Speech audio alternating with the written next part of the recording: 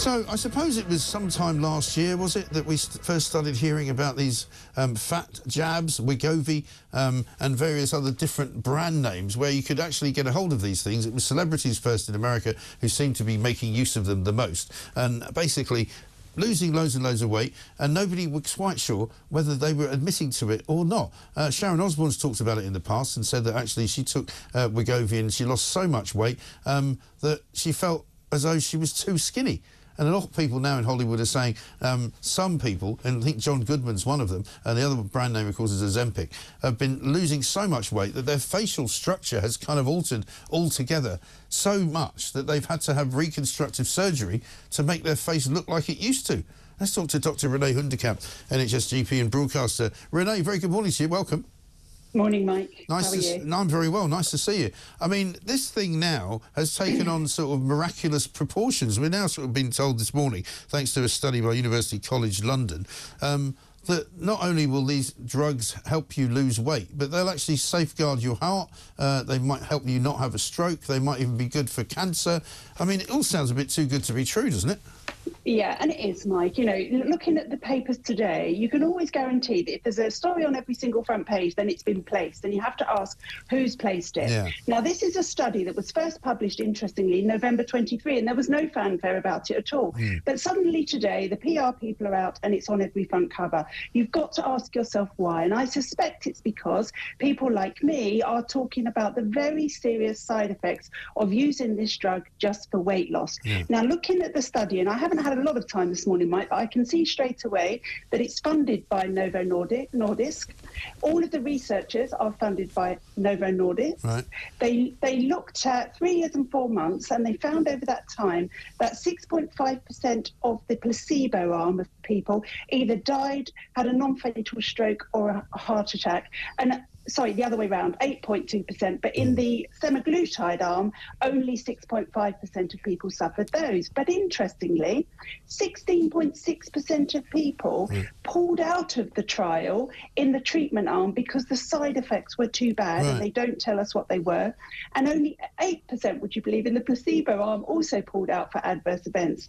We are at the end of the study, the researchers were asked would they share their data, and they said no. Right.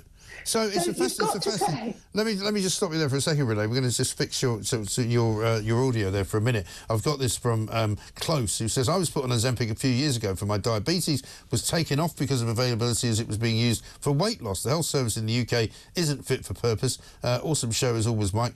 Can't call us, can't speak due to a medical condition. Well, listen, I appreciate your message. I mean, the problem for me is that this Ozempic Wegovy scenario has sort of been sold as if it's some kind of miracle drug, right? It was initially started off as a diabetes treatment and a treatment for people who suffered from diabetes. It has now become a weight loss drug and something that people take a jab for. I was actually told by somebody the other day, a doctor no less, that there are places where you can go. For example, I think in the United States of America, you check into a hotel and, you know, you open the fridge and it's got those sort of what you might call modern accoutrements. They haven't just got, you know, drinks. They've also got, you know, things like bags of nuts. They've got chocolate. They've got condoms. They've also got sometimes Ozempic, if you just in case you decide you want to inject yourself with the weight loss drug, which seems extraordinary, doesn't it?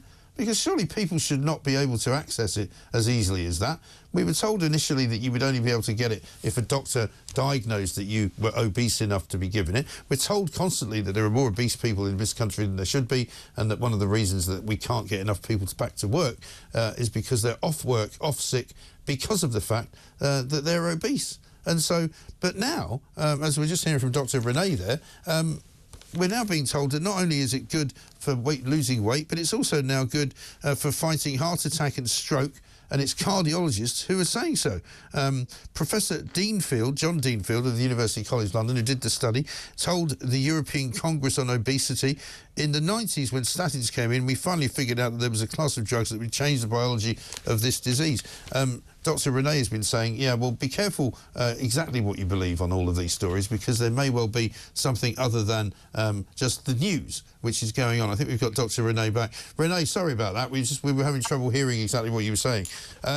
What I wanted to say to you was some of these side effects which don't get talked about a lot. I mentioned the Hollywood stars who have sort of got faces that have almost kind of collapsed in on themselves because they've lost so much weight. I'm also told that there's bad breath is one of the side effects, which is maybe not that serious, but it's one, and a sort of loss of libido as well, right? Yeah, there's so many, Mike, that are not being spoken about. So all of those things that you've just said, hair loss, which for women and men, I'm sure, but mainly women, is devastating. Yes. But there's serious ones too, Mike. There's quite a reasonable risk of pancreatitis. Now, when you get pancreatitis, you have an increased risk for about 3 years of getting pancreatic cancer. Right. No mistake, pancreatic kills you, and it kills you quickly. These are serious side effects. And what worries me is that we have the media colluding with Big Pharma to actually send people running to their doctor for yet another medication to cure something which actually can be cured by lifestyle changes, as hard as it is. And also, it's going to bankrupt health services around the world. Consider, Mike, we had a report yesterday where we've got 2,500 midwife vacancies. Mothers are getting birth trauma and babies are dying, and yet we're going to pump our NHS money into helping people who are overweight not be. Yeah, it seems mad, doesn't it? Because more or less you read these stories and it's like, just give it to everyone, because it's going to be of benefit to everyone, whether you've got heart conditions, whether you've got overweight problems, you know. But generally speaking, this is the elixir we've all been looking for. It's as exciting as when we found statins and what they could do for your heart. This is a game changer, I think, is the quote they use. But as I say, I'm very sort of reluctant to even look at taking something like that, because I don't think it's been around for long enough to even know what the long-term effects of it would be. Exactly. So interestingly, Ozempic isn't even licensed for weight loss. Wegovy is.